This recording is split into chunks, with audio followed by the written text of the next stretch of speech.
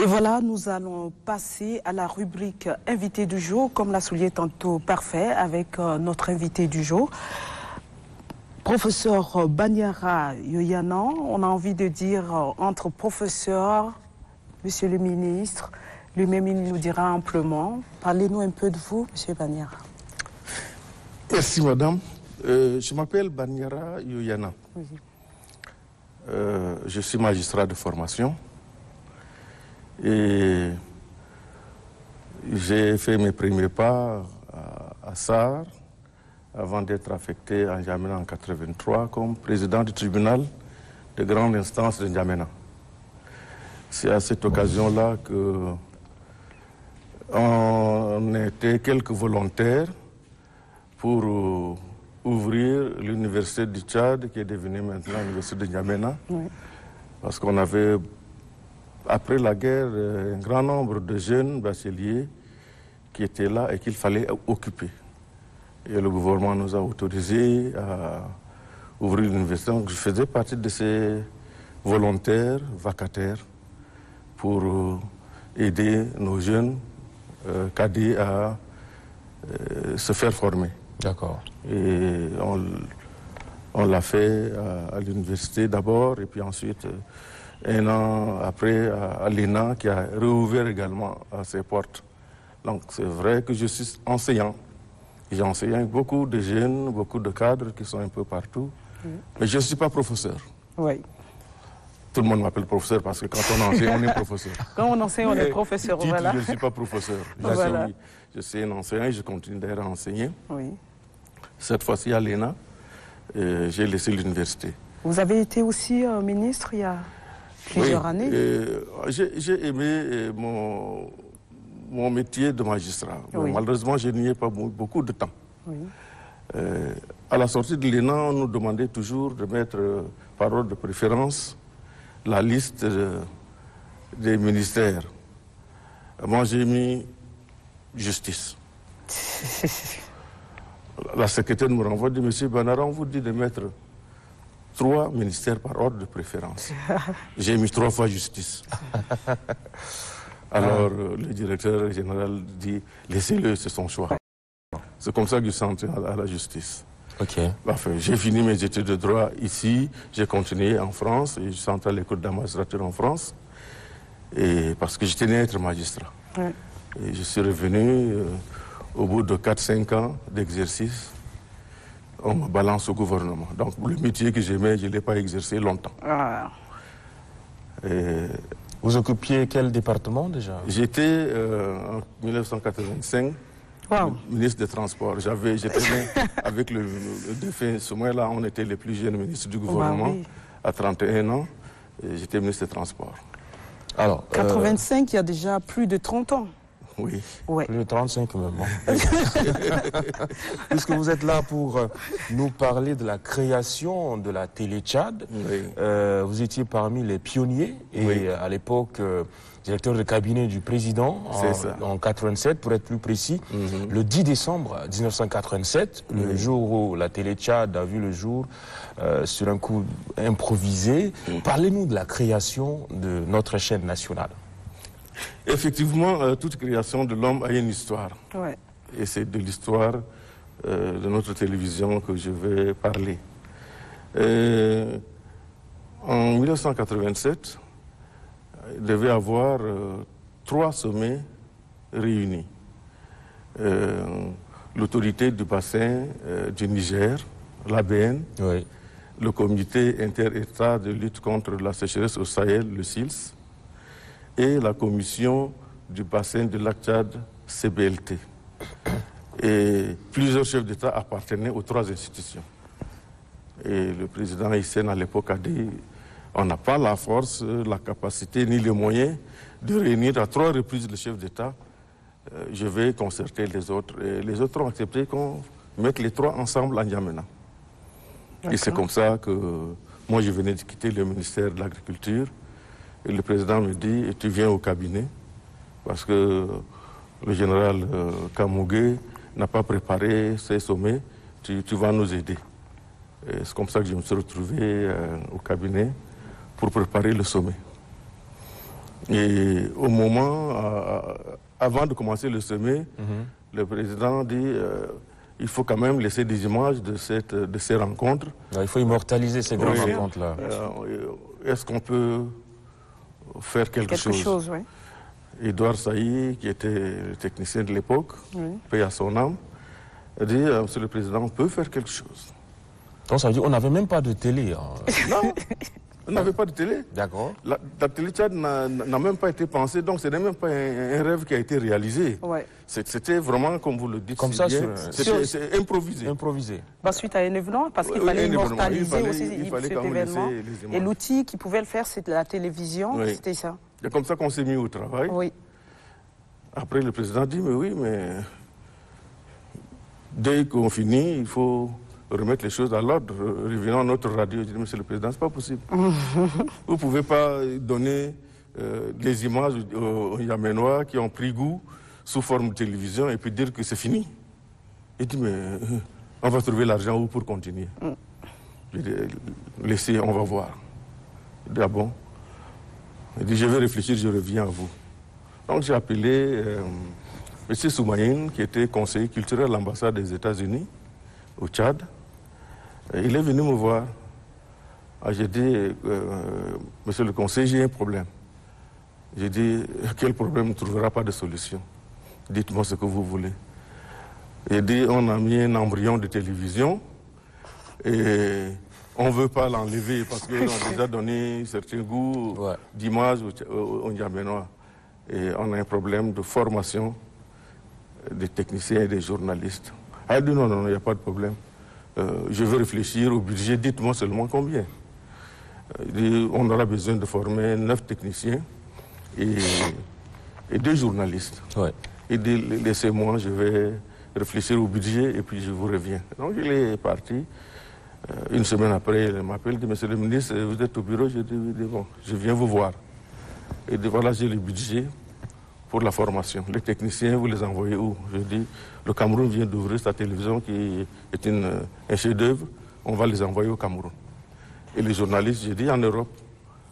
Donc, on a décidé d'envoyer, paix à son âme, Maman Tissène et Ali Alifé, à Limoges. Voilà les 2 premiers journalistes de notre embryon de télé. Tu vois à peu près, oui, c'est des noms historiques quand même. Qu'on a... Maman Tissène qui a été aussi ministre de la communication. Communication, oui. Alifé aussi a été ministre de la communication. C'est ça. Donc, c'est comme ça qu'on a voulu démarrer. Donc, je vais voir le président. Je dis, nous allons maintenir. Il dit, tu as les moyens. Je dis, oui, j'ai trouvé l'argent pour la formation. Il dit, ah, comment tu as fait? J'ai dit, j'ai utilisé mes relations. Le conseiller Samir, conseiller culturel de l'ambassade des États-Unis, a accepté de financer la formation des techniciens et des journalistes. Il dit, ah, ça vraiment, tu tiens à réaliser cette histoire. Oui. Wow. Et c'est comme ça qu'on a envoyé les 9 techniciens à et Yaoundé, les 2 journalistes. Et les 2 journalistes à Limoges, en France. D'accord.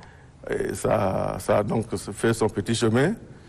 Et par la suite, il fallait renforcer. Entre-temps, vous aviez suspendu les travaux, ça ne tournait plus. Non, quand les journalistes étaient en formation, on avait à l'angle là, ici même, un bâtiment dans lequel on a fait installer, je ne sais pas comment vous appelez ces instruments-là, une grande caisse comme ça. Donc on a acheté ça très cher, à 700 millions. Oui. À un moment, j'ai demandé au vendeur, j'ai dit attention, à ce prix-là, vous n'allez pas venir installer et partir, il faut former nos gens. Oui. Donc il a accepté de former nos techniciens 3 mois sur l'appareil avant de partir. Il faut qu'on ait la maîtrise du système. D'accord. Voilà comment on a démarré. Comment est né, on va dire, comment est né la télévision. Alors vos souvenirs des premières images, c'était pas aussi clair que ça? Non, mais nos techniciens étaient quand même ingénieux. C'était pas aussi parfait que ce que nous avons, mais ils ont réussi à nous présenter des images quand même acceptables. C'était très bien. Ça a mis une très belle ambiance dans la ville. Parfait, il tient. Hein. Ah oui. Il tient surtout à cette belle image parce qu'à l'heure du numérique, avec la télévision, voilà, maintenant, les images sont plus claires. Voilà. Il insiste là-dessus. Maintenant, nous sommes sur satellite. Voilà. Avant, c'était du blanc sur noir. Sur noir, voilà. Absolument ça. Et comment appréciez-vous ces premiers journalistes-là? Quelle était la qualité de leur travail? Bon, ce n'étaient pas des journalistes spécialisés en télévision, même si on en avait envoyé 2 en formation, mais des journalistes de radio, mais qui s'étaient bien battus avec les moyens de bord, avec l'appui également des techniciens de notre Office national de poste, parce que les images, plutôt la télévision et les télécommunications vont ensemble. Bien sûr. C'est ça. Aujourd'hui, avec beaucoup de recul, vous vous retrouvez dans cette nouvelle maison. Oui. Je ne sais pas, vous êtes arrivé ici avant ou c'est la première fois que vous foulez ce sol? Non, j'avais une émission dans l'annexe là. Oui. Mais pour ce nouveau bâtiment. Nouveau bâtiment. Ouais. Je suis là depuis que vous avez ouvert. Je suis là pour la 5e ou 6e fois. 5e fois. Quelle était votre première impression? Vous Oui. avez connu l'ancienne maison, aujourd'hui vous vous retrouvez à la nouvelle qui est là avec toute la technologie. Un vrai bijou. Un rêve du jour. Un vrai bijou. On rêve en plein jour. Oui, on rêve en plein jour. Non, c'est formidable ça. C'est des structures qui existent, mais pas partout. Oui. Même, il y a des pays, enfin, des pays voisins qui nous envient. Oui. Ouais. On a fait très grand et très fort. Ok. Mais en dehors du fait que vous avez, on va dire que vous étiez une personne qui était quand même à l'origine aussi de la création, parce que vous avez boosté les choses aussi de votre manière. Oui, oui. Est-ce que vous avez toujours aimé de la télévision? Vous avez eu cette passion ou, en tant que magistrat, vous dites un jour, il faut qu'il y ait une télévision au Tchad? Vous y avez pensé ou de manière spontanée qui est liée à cet événement? Mais ce qu'on avait mis en place après comment on appelle Les différents sommets? les différents sommets, Oui. c'est déjà de la télévision. Oui. Puisqu'on avait envoyé des gens en formation, on a commandé du matériel de haut niveau qu'on nous a installé, qui nous a permis d'améliorer les images. Oui. Parce que les premières images n'étaient pas connectées à ce matériel qu'on nous a installé. C'était vraiment de l'ingéniosité de nos techniciens, de la poste comme ceux de la télévision, Oui. ceux de la radio. On va dire que le mois de décembre porte un peu chance à la télé Tchad parce que né le 10 décembre 1987, il y a 2 ans, le 29 décembre 2020, 2020, oui. voilà, le président Maréchal oui. Personnam était ici pour inaugurer ce joyau architectural-là. Oui. Et vous avez dit que c'est carrément ultra moderne. Mais avant cela, il y avait tellement d'ambition, tellement de rêves. Est-ce que vous pensez que la télé Tchad aujourd'hui tient vraiment les promesses de ce qu'on pensait avant de créer cette maison-là? Mais elle tient des promesses, c'est vrai, mais il reste encore à faire. Il faut diversifier. C'est-à-dire arriver à mettre dans cette grande maison une chaîne dédiée, par exemple, au sport. Ne pas qu'on mette des émissions sur le sport, des émissions sur la culture et tout ça, mais c'est que ce soit des chaînes thématiques. Des chaînes thématiques qui sont carrément détachées de la grande maison. Que ce soit dédié peut-être à l'information, soit au sport, comme vous dites. C'est ça.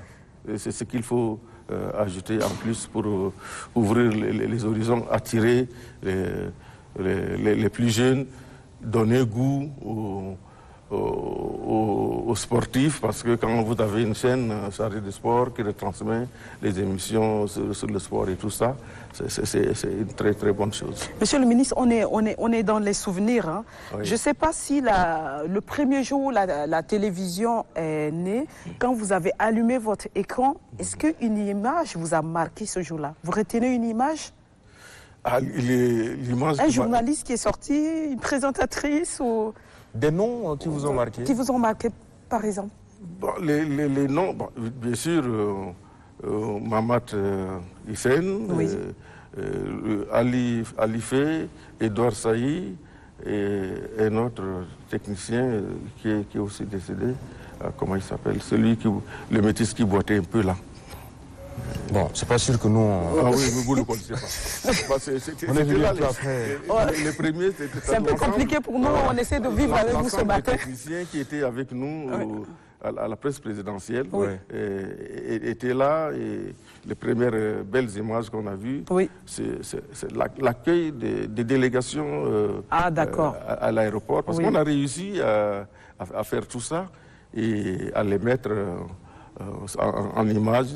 C'était là les premières images. Ça fait toujours chaud au cœur. Même maintenant, quand il y a des grandes rencontres, des sommets, où tu vois les étrangers, les autorités arriver, ça fait un effet. Oui, un effet. Alors bien que critiqué, on peut dire que la télé Tchad a fait quand même fort, parce que comme ça, sur un coup de tête, vous arriviez à couvrir des grands événements. Quand même, et il y a aussi des prix à l'international que la télé Tchad a gagné. Hein. Oui. Par la suite. Donc chapeau à vous, les pionniers. Les pionniers, on va dire. Et tous ceux qui ont travaillé à son existence pendant ces 35 ans. 35 ans.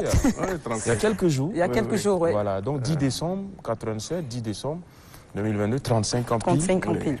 Je remercie tous les pionniers, du moins les survivants, parce que beaucoup sont déjà partis, outre-mer, outre-tombe. Donc je les remercie, je les félicite pour les premiers efforts qui ont permis de faire grandir cet enfant qui est aujourd'hui un grand adulte. On vous remercie vous aussi, parce que si la télévision, si nous on est là aujourd'hui en train de parler à la télévision, c'est grâce à toutes ces personnes-là qui ont travaillé, qui ont œuvré, qui ont voulu que la télé voie le jour. Merci. Donc merci sincèrement à tous ceux qui étaient là avant, il y a 35 ans. Il y a 35. Il y a 35 ans, notre poète était déjà né. Le poète? Non, parce qu'actuellement, il y a que 26 ans. Ah, vous n'avez que 26 ans. On est dans les nuages, là. Très, très loin. Donc, le ministre a raison, il dit qu'on rêve en plein jour. Donc, vraiment, on est en plein jour. On est à 7 heures, on est en train de rêver. Pas 3 heures du matin. Merci infiniment. Merci. Merci. Et étant poète et artiste, je ne veux pas rester indifférent. Et je veux dire, je profite de l'occasion, comme étant dans le 35e anniversaire de la télévision nationale, pour vous rapporter que s'il y a un processus à suivre pour arriver à la pacification d'un pays ou d'un peuple, ça serait à travers les médias. Et plus précisément à travers vous, les journalistes. Car c'est vous qui animez la psyché de la vie politique, c'est vous qui informez le peuple sur les différentes mobilités d'ici et d'ailleurs. Et c'est vous qui conduisez aussi la nécessité sociale. Donc je vous dis merci et joyeux anniversaire. Merci beaucoup. Merci. Ça touche. Merci. Joyeux anniversaire à nous tous. Merci beaucoup. Merci beaucoup, monsieur le ministre. Vous restez toujours avec nous. On va vous libérer dans un instant. On y va pour notre troisième rubrique à présent.